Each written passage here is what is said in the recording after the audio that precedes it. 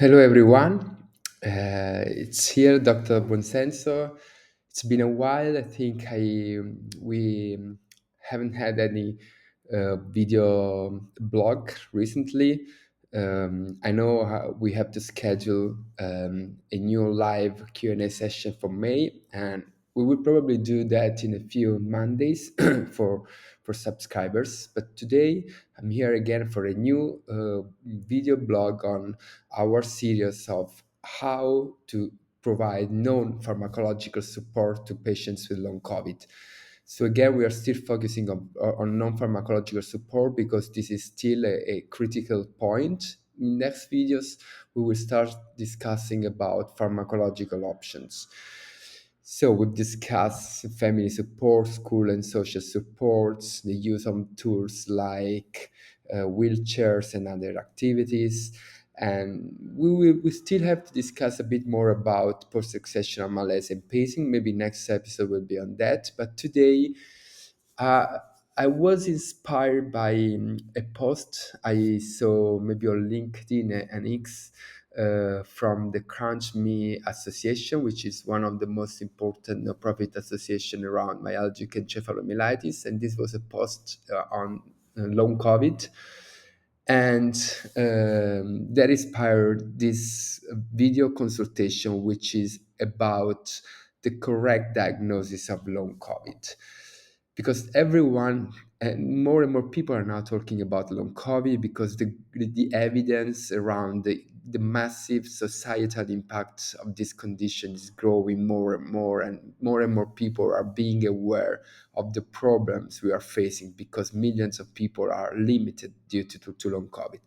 But I was surprised to see this post, which showed the graph from the ONS, which is a statistical institute in the UK, which provides statistical and epidemiological data on several conditions, including long COVID.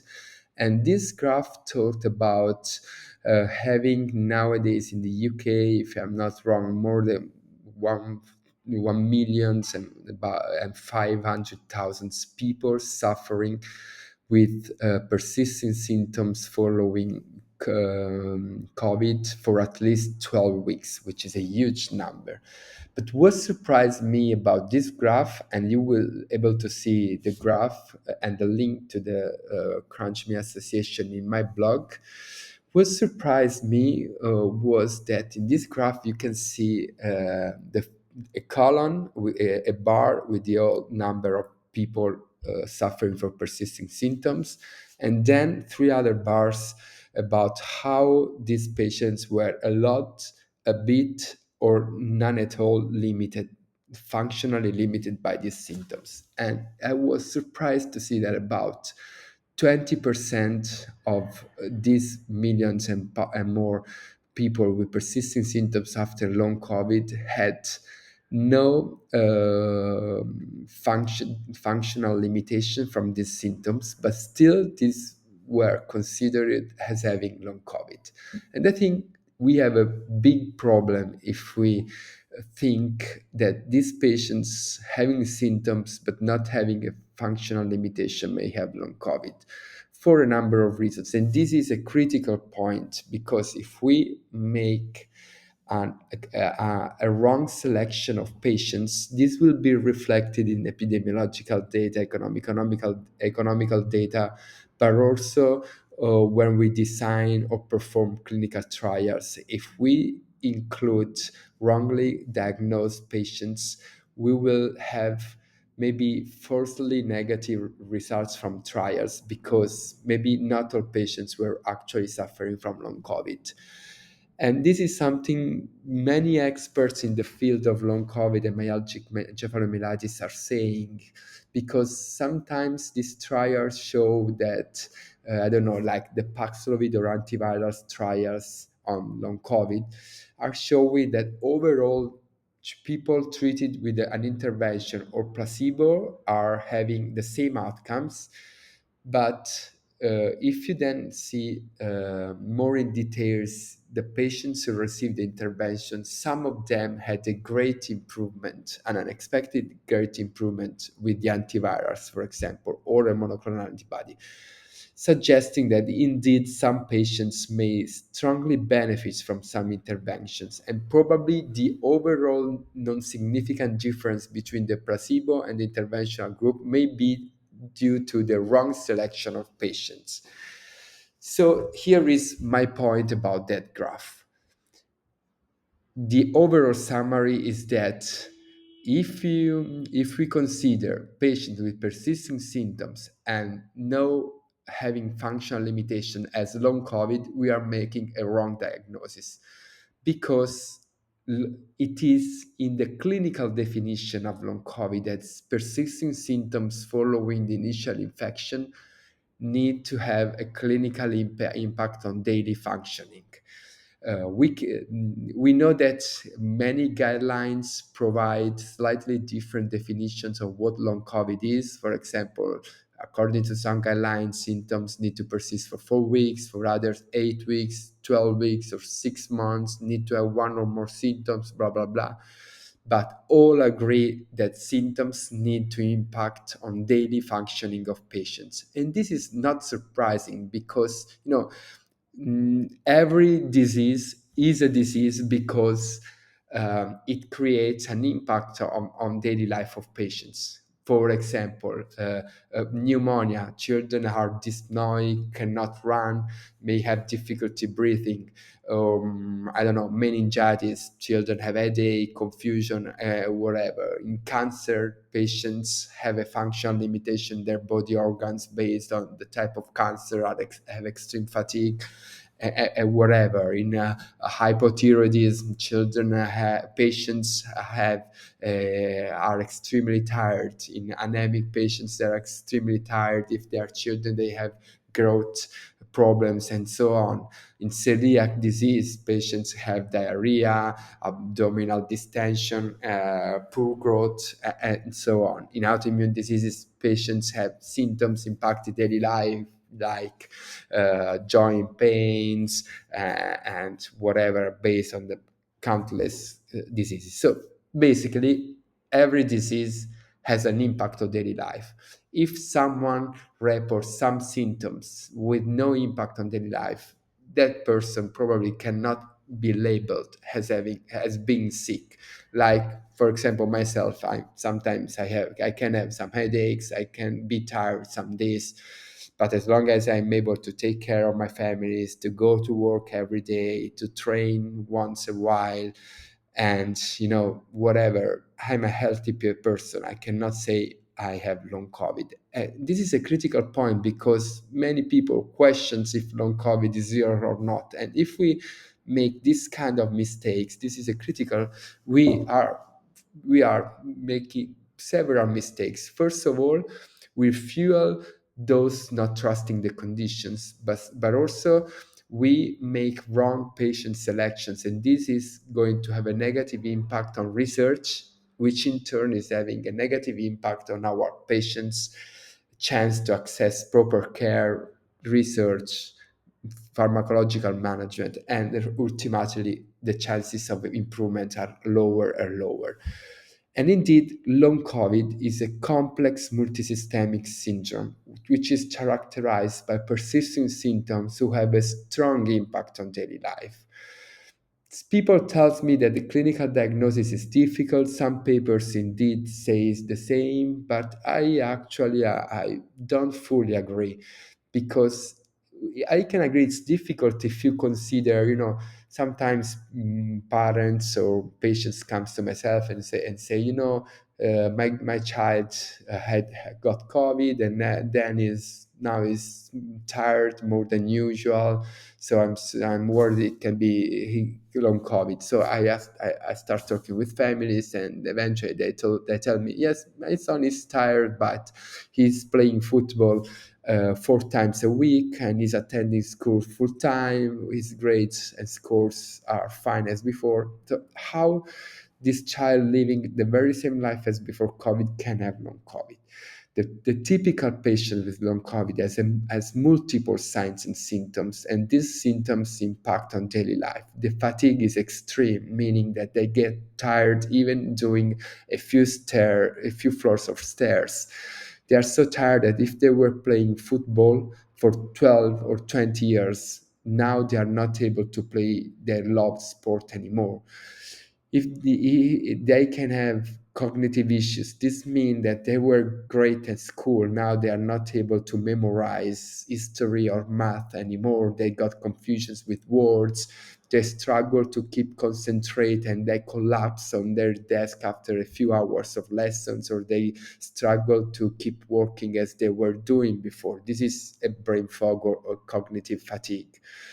If they have the palpitations, the high heart rate, meaning this means that these patients can have post-orthostatic tachycardia syndrome, meaning that they have sudden increases and declines in heart rate, they can faint, they can have dizziness, vertigos, they can have rashes, they can have gas, and this can impact on their fatigue and ability to do activities. The chronic headaches after COVID is a severe, poorly responding to first line medications, and it's being felt several times a day, and this make patients feeling more fatigued, struggle to concentrate or to do their school or working activities.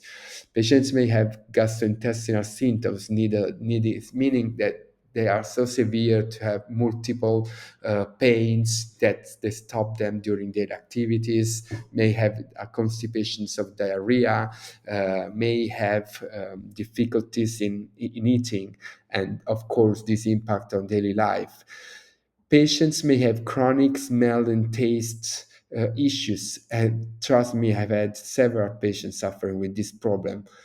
This impact daily life when this is a problem, because patients do not even can't even smell themselves. Sometimes they can't even smell their partners, their parents. They cannot go to the gym anymore because they hate the smells, or they struggle, particularly if they are young children, to eat foods they were used to eat because they don't recognize tastes anymore. And this is particularly in childhood, can impact on growth and other several problems. So these are the symptoms of long COVID. And then there are the quite specific symptom, which is common to myalgic encephalomyelitis as well, which is post-exertional malaise.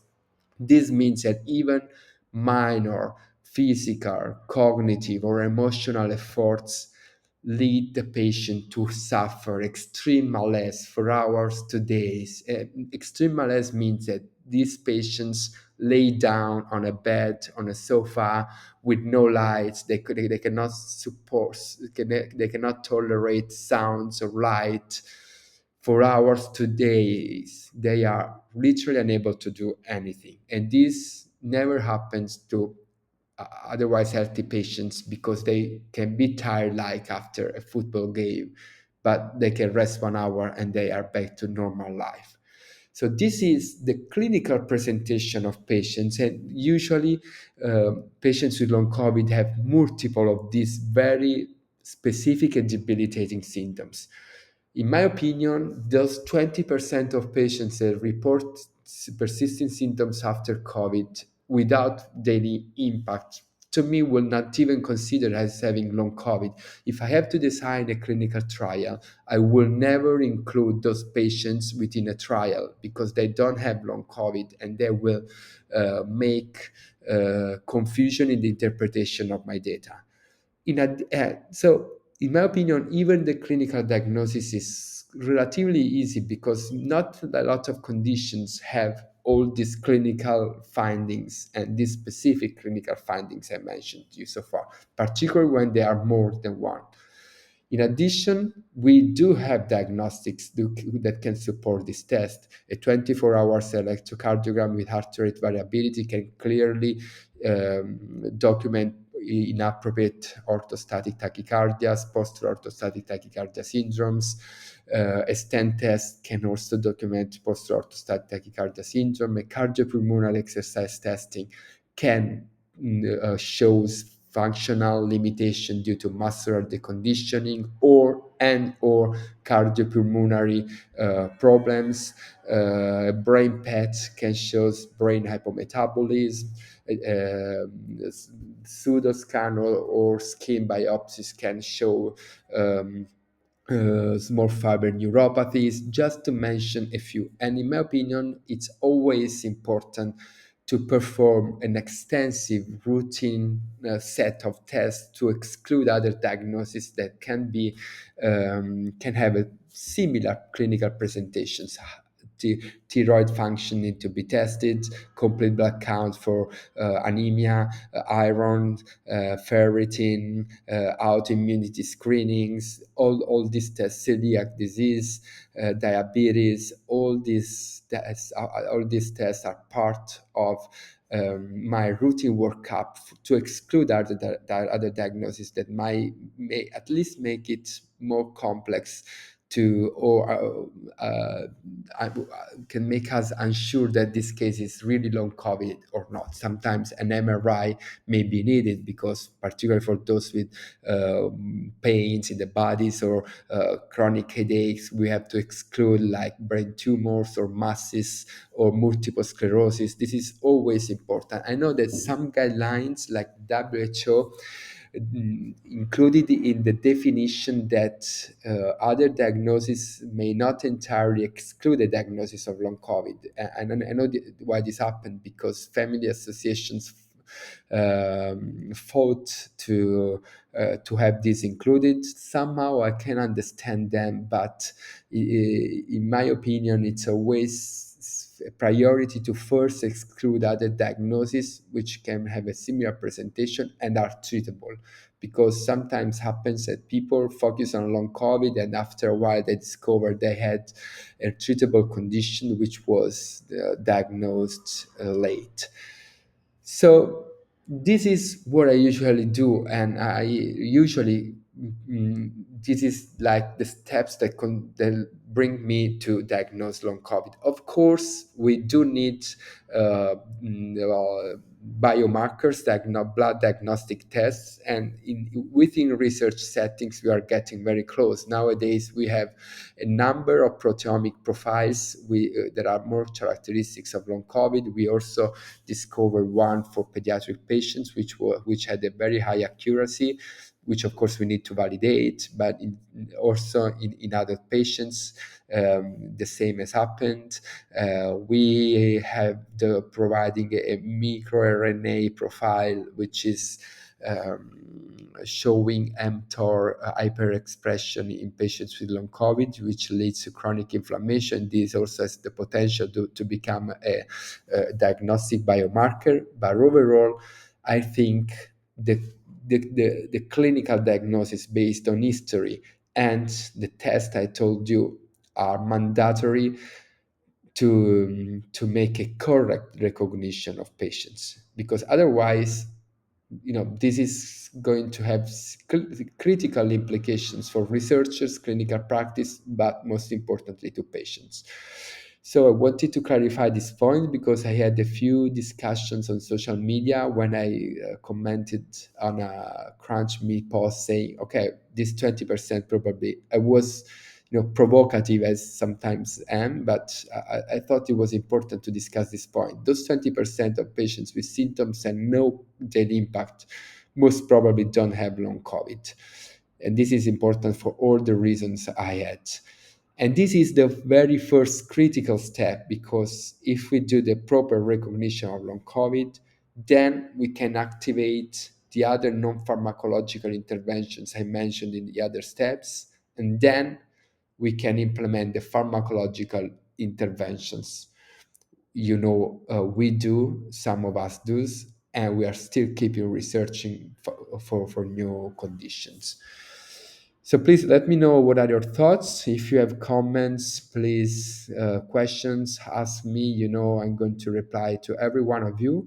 And please, if you like these videos, like it, press the heart button, share with friends, colleagues, other families. Please subscribe here on the YouTube channel, because your support is critical, really critical, to keep us working, researching, and doing this practice. So thank you very much and talk to you soon.